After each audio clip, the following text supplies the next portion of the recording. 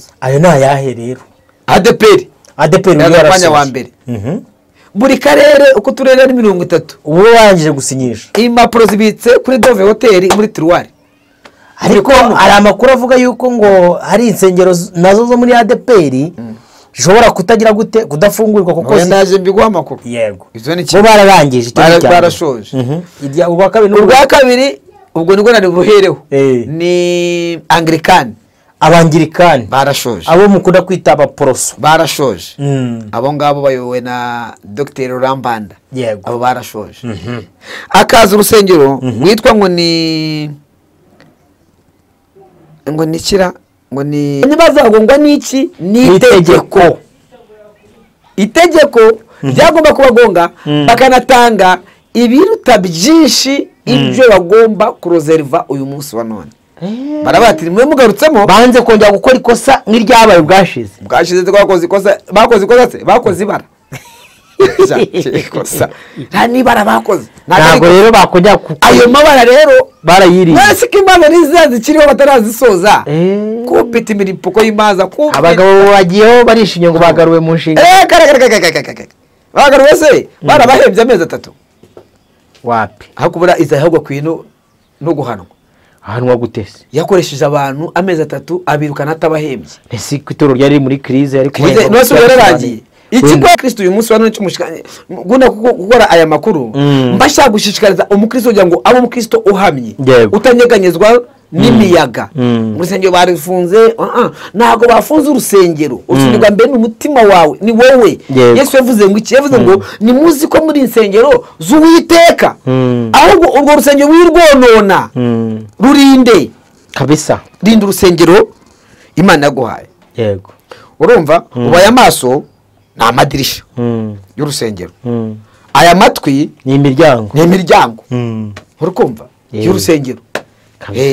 Nibyo ngibi umutima nagatu ndagusuhuje neza nshuti mukunzi wowe udahwema kubana natwe umunsi ku munsi mu biganiro byacu. Nye nitwa Prince Robert umuhungu w'Imana n'abanyarwanda. Tuje mu kiganiro kiri update iyo mubonye nituranye na Pastor Shimiye ubwo ibintu biba bimeze neza cyane kuko bafite amakuru menshi agiye atandukanye cyane y'isengero. Murabizi ko ari we mu update wacu. Pastor bimeze biti? Meze neza maze iminsi narabuza amakuru kuko abantu barashonje maze iminsi nahari icyambere amakuru. Pastor rero yagiye muri Kenya ariko aho yaziye rero ubwo cyambere namakuru hajya ngo yita ngo ni imiripuko nemwe mu byita kare imiripuko ni imiripuko amakuru y'imiripuko arega buriya ntago turagera mu ijuru. Yego ntago turagera mu ijuru rero buriya abakristo kenshi impamvu tubaha amakuru buriya iyo ufite iyo mwari mufite urusengero mukaba rumaze umwaka yego mutegereje ko ruzafungurwa abayobozi banyu ni babaha n'amakuru nayo ari nge nabona ayo baba bafite ariko twaje tubabwira mwe gutakaza amafaranga ngo murakora ibisabwa twaje tubivuga se. Yego ni mpamvu nuko twaba dufite amakuru abantu bakigwa baka amafaranga ngo nimukore ngo dupavome ngo dushiremo ngo sound urashiramo iki rusengero utazafungurwa ko twabibabwiye abantu babyumve. Yego habo twabibabwira bakazana impaka nyamara bitera ibibazo bikomeye. So rero muri makeya niyo mpamvu dukunda kuzana ayo makuru rimwe ubundi amakuru ni ukumenyesha ni ukwigisha ni ukwidagadura. Ibyo byose rero iyo bibayeho bibyaranye n'icyo bita amakuru. Iyo rero abantu rimwe batabizi bashobora no kwangiza ibintu byinshi kuruta icyo twakabaye turimo gukora. Ariko impamvu tuvuga aya makuru ni ukugira ngo nyine abantu barusheho gusobanukirwa bamenye n'ibyo barimo arega abe no kurambirwa be kurambirwa bamenye nuko gahunda zigeze. Uyu munsi update ziriho bimeze bite Pastor? Amakuru icyambere nuko abantu babanza kumenya neza ko abantu batangiye gusinyisha iriya mikono nkuko twajya tubibwira abantu. Yego waba ufite urusengero rufunguye waba ufite urusengero udafunguye. Ayo nizo ni inkuru twagiye dutambukije ni ukuvuga ngo nashaka barangirikana ngo tubavuze insengero zikomeye nashaka bari gatolika nashaka bari abadive, nashaka bari abadive, nashaka bari ADP, nashaka bari abasilamu, nashaka bari aba ADP. Ugomba gushaka imikono 1000. Noneho n'insengero nini zo za ADP, za Anglikane, za Adventiste, Methodiste, za Methodiste, buri karere niba afite mu rusengero agomba gushaka uruhagarariye izindi, akarego rushaka icyangombwa cyako karere. Ubwo so byanze bikunze bo kubibona biroroshye, bo kubibona biroroshye. Nyimamvu ari insengero zamaze Robert ngo arabyo haraho utazorohera yamaye nka data. Usibye insengero 3 zonyine, insengero se amatorero 3 niyo yonyine amaze gusoza. Ayo na yahe rero? ADP mwanya wa mbere. Buri karere uko turere ari 30 ubu wangije gusinyisha impapuro zibitse kuri Dove Hotel muri Tiruwari. Ariko ari amakuru avuga yuko ngo hari insengero nazo zo muri ADP zishobora kutagira gute kudafungurwa kuko ndaje mbiguha amakuru. Yego Izo ni bo bararangije icyo barashoje. Ubwa kabiri ubwo niko nari buhereho ni Anglikane, Abangirikani barashoje, abo mukunda kwita abaporoso barashoje. Abo ngabo bayobowe na Dr. Rambanda, yego abo barashoje. Akaza urusengero witwa ngo ni kira ngo ni first des amis, ni force des amis, force des amis. Bamwe bambara nk'abasirikare, bambara amapeti, abo barashoje. Akaba barakarangije. Ubwo abari muri Kiliziya Katolika, ubwo Katolika bananze kuyivuga buriya nabo byanga bikunda nuko batabitangaje ariko bashoka barashoje cyangwa se baracyari mu Gatolika. Ubwo Adventiste n'abasilamu ntabwo barasoza. Karaka ni baranayibona iyo mikono. Hanyuma inkuru ziri kungeraho ziyo ngiyo mu gikari, sibyo? Zivugwa yuko hari izindi sengero zubatse ariko zituzujya. Icyambere banza umenye twaje tubabwira ko insengero zigomba kuba nkeya, abantu babyumva, bamwe banga kubyemera. Ubu ngubu nka Anglikani yo urusengero rwose utari paruwasi nta rukiriho, zararangiye, fini termine.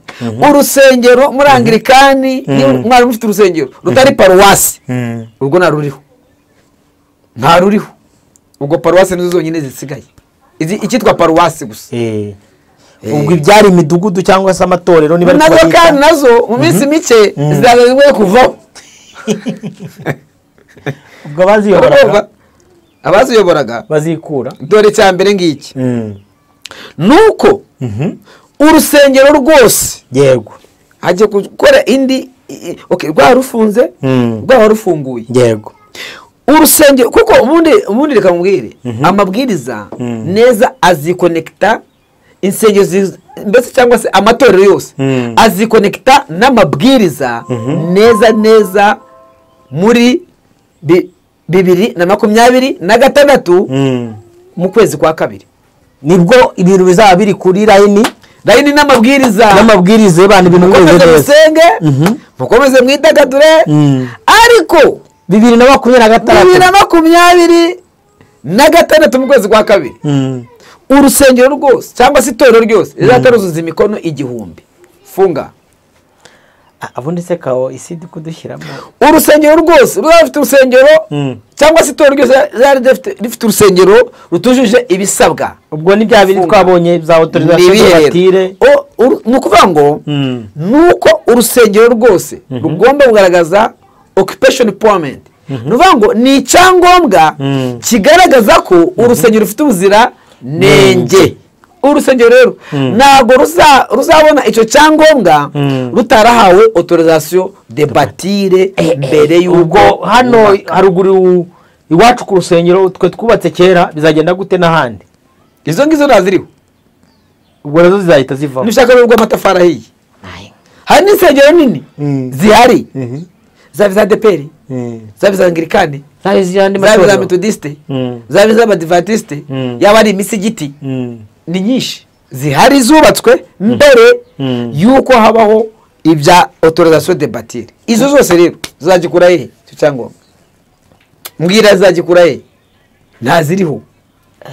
izo zose rero uranyumva neza ibyo nibyo ariko ngo kwa kundi abarimu bagaruwe mu nshingano bagarurwa mu nshingano muri ADEPR nta mwarimu uriho reka ititire mwarimu ntayo titire mwarimu muri ADEPR kugeza umunsi ntayiriho abari gukora gusa muri ba mwarimu ariko muri nk'abantu bari aho nyine volunteers nta mwarimu uri muri ADEPR ntawe hazajya hakora pasiteri gusa mwarimu usavuye he tayito ya pasitoro niyo yonyine ntoya mu itorero rya ADEPR ibyo byamaze kwanzurwa reka nk'ubu urugero ndakubwira impamvu yabyo suruse amakuru nk'icyambere ni amakuru tubwire amakuru mwebwe mutazi bayita ubwino barababagaruyemo kuko babonye bazagongwa n'iki n'itegeko itegeko ryagomba kubagonga bakanatanga ibiruta byinshi ibyo bagomba kurozeriva uyu munsi wa none barabatira mwe mugarutsemo banze kongera gukora ikosa n'iryabaye bwashize bakoze ikosa bakoze ibara nta nibara bakoze ntabwo rero bakongera ayo mabara rero barayiriye nasi ko imanza n'iziza zikiriho batarazisoza kupita imiripuko y'imanza abagabo bagiyeho barishimye ngo bagaruwe mu nshingano bagaruwe se barabahembye amezi 3 wapi aho kubura izahagwa kwino no guhanwa ahanwa gutese yakoresheje abantu amezi 3 abirukana atabahembye ese kwitoro ryari muri crise ariko nose yararangiye ikikwereka ko nyine ari fantome ari ukubabeshya babaha inzandiko bababwira ko ari crise economique kubera ko izo zigize gute zifunzwe mu kubagarura se zazifunguwe wenda bari babonye inkunga ye urabona itorero ryavuye muri Suwede cyangwa se leta hari akantu yabanagiyemo n'urugero ntiwamenye uko byagenze wende ko economique rihengamye ngaho mbere mbere reka nkubwire uzi ko hari igihe utera abantu bujura apasese nabo ariko bari nabonye ngo yiyahuye ariko se utakwiba reka nkubaze bo bagwaye kuyobora itorero amezi 3 uratanga imimuriko yego uratanga raporo ibya 10 n'amaturo siko biri baraguhamagara ku telefone ugomba guhamagara ku telefone ugomba gushyira internet ujya ku kazi ugomba kujya ku kazi ukoje amafaranga y'amatike ugomba kujya mu nama inama baguhamagayemo ugenda n'amaguru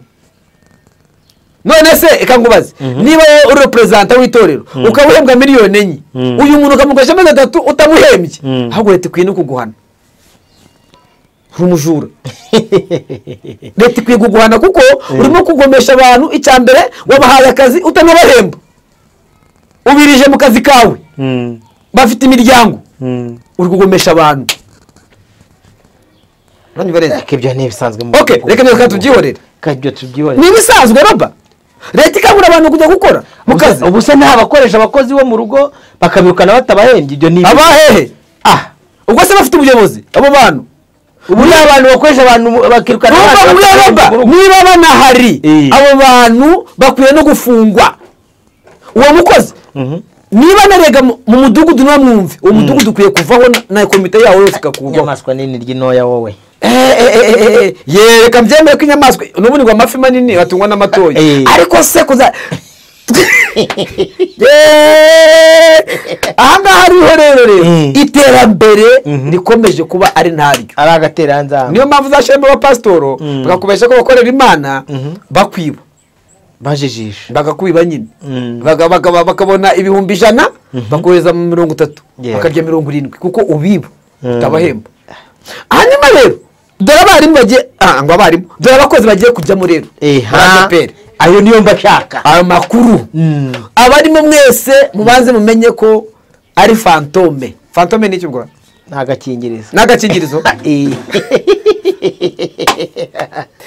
muri agakingirizo wo kujya gusoma iminsi bigenda yicuma ariko dore ukuntu bimeze bafashe abantu bose n'amatorero azasigara arazwi na paruwasi zizasigara zirazwi indembo zizasigara zirazwi niwo gusa utarabibatangara ariko byagize gute byararangiye hanyuma dore bimeze gute rero bafashe umubare w'amatorero azasigara muri ADEPR bahita bashaka abantu baba lisansiye mu masomo asanzwe hanyuma neza abo ngabo bafite bari ku rutonde si n'urutonde gusa batangiye kwiga boherejwe. niba rero wowe uri mu bantu batarimo kwiga bahamagaye batarimo kwiga sezera kuraho ntabwo uri mu bantu bawudira kugonze wowe biga online bagomba kwiga amasaha 1,200 ategekwa n'itegeko rya RGB baziga nibura amezi 8 bashaka kubihuza n'amabwiriza ni naho bazasengerwa umupasitoro ubwo se niba utarimo mu bantu biga niba utarahamagawe ngo ujye kwiga niba utari ku ntebe y'ishuri uri hehe ubwo uri umuyobozi wo kwande ngaba abayobozi ushaka uri umushumba wa paruwasi ushaka umushumba ururembo utaragiye mu ishuri utari muri aba ngabo sezera hako ubundi aba bantu basoma ijambo ry'Imana pastor uzi uko rivuga rivuga ngo riravuga ngo igiti cyose data tate ibyo ngibyo zo kubyigisha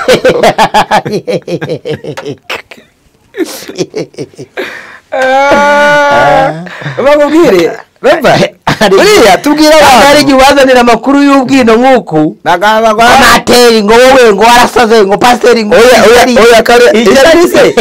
ishari rwetse gatoya njyewe nabaye umupasiteri muri ADPR imyaka myinshi hari abantu baba bavuga ngo wowe ufite ishari baje mu gitondo tutwara ariko turi abakristo ejo bundi turi kurera abadiyakoni turi kurera turi abaririmbyi muba abarimu muba abapasiteri baransengeye ujya kubera kuba revera oya bahiza ninjye babasengeye abavarante ninjye babasengeye ese ubwo nakugira icyari nawe kwimitse gite gende papa wawe uyifata bari munsi y'ibirenge amavuta wagira umuntu icyari umuntu wimitse suko umuntu wasengeye oya ahubwo uyu munsi nk'umuvizioneri ubu umaze kugira 17,000 by'itorero ushumye iryo ni itorero ryitwa umurago by'abantu 16 nta rusengero ndabona rufite abantu 10 kare na siyo njya mbona arena nibwo ijya mu 10 urumva ngo urumva ntagira ishyari ry'iki njye narayoboye abantu baranyubaha n'uyu munsi baracyanyubaha nta kugira ishyari ry'iki koko nta nubwo ushaka kuyobora ahubwo jya wayoboye ndahaga ndumva update amakuru reka mbwire rero umukristo uyu munsi wano cyumushikanye guna gukora aya makuru mbashaka gushishikariza umukristo kugira ngo abe umukristo uhamye utanyeganyezwa n'imiyaga urusengero barifunze ntago bafunze urusengero urusengero mbere n'umutima wawe ni wowe Yesu yavuze ngo iki yavuze ngo ni muzi ko muri insengero z'Uwiteka ahubwo urwo rusengero wirwonona rurinde kabisa rinda urusengero Imana yaguhaye yego urumva ubaye amaso na amadirisha y'urusengero aya matwi ni imiryango urukumva y'urusengero nibyo ngibyo umutima ntagatuti niwemera ko Satani aza kwesteraho icyuma n'icyo akabwiriza birakureba umvuze icyo kintu unyibutsa mu minsi yashize Rick yagize gutya ibi navuze ati rero hakwiye no gutekerezwa ku nyigisho z'ubuyobe ubundi nkawe bavuze ngo inyigisho z'ubuyobe uba wumva bavuze iki erega muri inyigisho z'ubuyobe nuko abantu bazitiranya ubundi inyigisho z'ubuyobe ni ukwigisha ikintu cyose kitavuga Kristo banyumva neza kabiri inyigisho y'ubuyobe ni ukuzana ibintu by'izaduka ukabizanira abakristo ukagoreka ijambo ry'Imana aho uzafata ikintu cyose ukagishyiraho amavuta none se pastor kangubaza ikibazo sibyo niki umusilamu wa Allahu Akbar umudivaniste w'isabato umwadeperi wa Zomeni uri kumva n'umukristo wa Kiliziya Gatolika wa kuri ubu n'igihe tuzapfira sibyo umwiyahuye n'undi bavuga ati we warayobye abasazi babiri barahuye hano Karayesi umwe akajya abwira undi ati kandi uri umusazi undi ati gisazi niwe wagisaziwe uri kumva naba rero nabiye bahuye baravuga ngo umwe ngo yarayobye ubwo nuko ngo umuntu iyo yayobye aba yarakiye inyigisho z'iki z'ubuyobe ahangaha noneho ko bicaye hamwe bakahuza arega nicyo kibazo nyine cy'amadini abanyamadini Riki ubundi abanyamadini ubwabo bataremerana yego siko biri ntibakwiye no guhura mu ihuriro rimwe gute kandi bicara bati tugomba guca inyigisho z'ubuyobe batumvikana kandi ubwabo bakibonamo ubuyobe muri bo icyo cyo ntabwo bagishobora en fait inyigisho z'ubuyobe niziye kandi n'ubundi nabo ubwabo batemeranwa ariko bakicara kuvuga ngo bagiye guca inyigisho z'ubuyobe nyine nyo nakubwiraga buriya abanyamadini bo ubwabo bakwiye kubanza bakumvikana ubwabo bakabanza bakemerana ariko niba twese dusenga bamwe basenga Allah abandi bagasenga Muhammad abandi bagasenga Yesu abandi bagasenga ngo Yesu hari nabo numvishe ngo basenga Mercedeki ni ibyo ngibyo donc abandi ni barya inyama abandi ni banywa amata marangamuntu ntibayafata abandi marangamuntu ntibayafata ubundi buyobe nubwo ngubwo icyambere abanyamadini bakwiye kubanza bakanicara nka linki bakaza gahuriza ku kintu kimwe cyo kwemerana niba wenda gatwemere da abayisilamu nibemereye Yehova nako nibemereye Allah urukumva basi bamwita Imana bamwemeranywe n'abandi abandi ako sinzi ko bazahuza hagati ya Yesu na Muhammad narumva naho ni ikibazo n'ikigeragezo subwo aho ni yazongera bagashwana urukumva neza abadiviye baje bajya mu ishusho yo kwemera Imana bakemera na Yesu ariko cyane cyane bakiziga ku masabato ayo mategeko y'isabato rero utayabakuyeho mukajya Imana urukumva bagaruka muri Gatolika burya muri Gatolika uzi umuntu bemera cyane uzi ko na Yesu batamwemera bemera papa Bikira Mariya bemera abantu babiri bemera Bikira Mariya papa akamushyira imbere y'Imana urukumva nyiri ubutungane donc ibyo byose rero buryo uzarebe muri Gatolika nta nubwo Imana bayizi simbize ko bambabarire kuko ngo iki ijambo bemera Bikira Mariya utuvuganire Bikira Mariya niyo watuma kubavuganira kuri Nyagasani urumva neza kukumva batuma Bikira Mariya bavugana kuri Nyagasani ntago bajya kuri Nyagasani kandi wibuke ko Yesu ajya kugenda burya Mariya ari we nyina nyine ababwiye ati uriya Yesu yari afite abandi bana bavukana buriya rwo Yesu yavutse ariko nyuma Mariya yarashatse kuri Yosefu nyine ba Yakobo bariya urukumva ba Yohana bariya ni ukuvuga ngo ni barumuna ba Yesu ariko batandukanye nyine kuri Yosefu bahuje nyine kuko umenye neza ko nubwo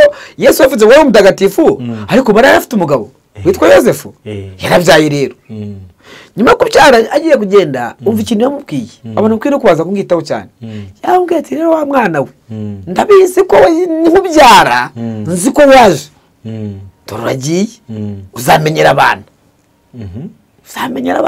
bazicare hafi yawe urukumva aramutongera yamushubije ngo iki yamushubije ati ragaragaraga ubwo agiye ibyo ni ibyawe si ibyanjye kubajyanayo urukumva ariko ahangaha bakabyirengagiza bavuga ngo Bikira Mariya mubyeyi w'Imana udusabire kuri Nyagasani ngaho nawe nyumve n'abavandimwe ba Yesu nta kintu yabamariye bareza udusabire kuri Nyagasani ahangaha rero niho bya bintu kudahuza byitwa ubuyobe bigaruka muri aya madini ubwayo bikaza bigahuriramo yego uranyuma neza ubu ADEPR izi ko ari izajya mu ijuru yonyine niko abakristo baba babizi abandi bose kandi madini yose n'ubu ni abayobe abadive bazi ko umuntu utubahiriza umunsi w'isabato we nta nubwo azajya mu ijuru ntazanamenya niyo ryabereye Abayisilamu bazi neza ko umuntu asenga Muhammad ijuru ryo ni Jehanamu ngo ni Jehanamu bo banazi kandi ko umugabo wese wakoreye Imana cyane bazamuhemba abakobwa 5 b'amasugi ari mu ijuru nibyo bizera donc bakubwire ibintu by'ubuyobe ibintu by'ubuyobe aha rero niho iyo mbigeze aha njyasabira abakristo ibintu bakira, ibintu barya, ibintu bamiraza. Abayehova bo umuntu wese ujya kwa muganga ntibanamwemera, nta nubwo azajya mu ijuru. Nta nubwo baryemera, bazi ko ari isi nshya, nk'izi nzu twubaka bazazibamo, babazibiramo ubuntu. Babajima neza bakirengagiza mbere n'iyumu, bakirengagiza kugaruka kwa Kristo, ibi byose bakabyirengagiza, nta nubwo babizi. Kandi nabo ni abagenzi biga bacuruza ibitabo ku buntu, urumva abigiguwera ubuntu. Ariko mana atubaka kayobe ako Satani n'umugome, n'ukuri n'umugome. Pastor tujye tubigisha ukuri, haracunze abonyeza ashinze itoro nawe tugashika nanjye nkubiteho. Ahanga ni amadini rero, ubwo buyobe uzabona ari gushwana, agashwanyukana. Reka ng'urugero, uyu munsi banza wumva ikintu gikomeye Robert, banza wumva ikintu gikomeye, ubanza wumva ikintu gikomeye kandi twizwe mu ijuru. Ubu tuvuga umwadeperi wenda utuye ahantu, wende Kayonza n'urugero, urusengero zabo zirafunze zose, afite ubukwe ntiyajya gutira urusengero muri Gatolika, Kiliziya Gatolika ngo bamuhe asezeranyizemo ubukwe. Reka n'abakafiri, n'abapagani. Abagatolika bafite ubukwe nibaza mu rusengero rwa Deperi ruri aho hafi, cyangwa abadivaniste ngo batize urusengero, ntabwo byakunda. Hanyuma neza reka zo nzihorere byo neza kirirego.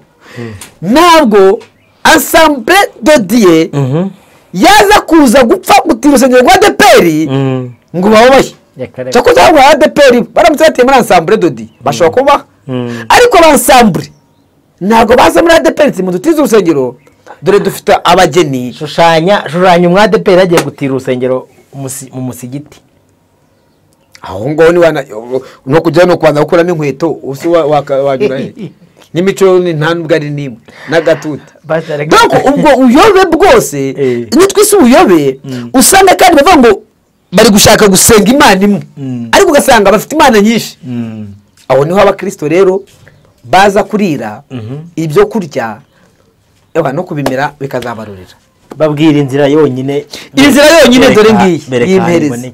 Inzira yonyine ibonetse muri Kristo Yesu, ijambo ry'Imana.